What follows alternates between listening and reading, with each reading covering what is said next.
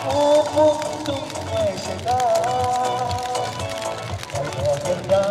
at nangyayari. Yan po,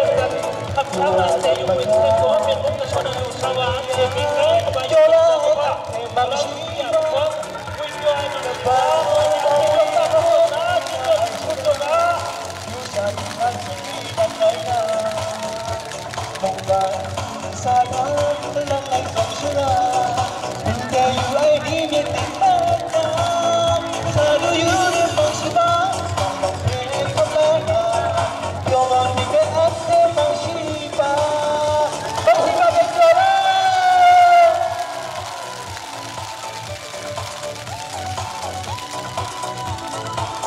Emang sipa Buingon kayo At emang sipa Yola ang sila At emang sipa Yola ang sila Ang yusan ay sabay Matang bungaan At emang sipa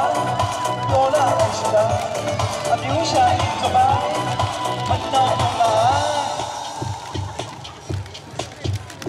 Zombie kay sutong mong buti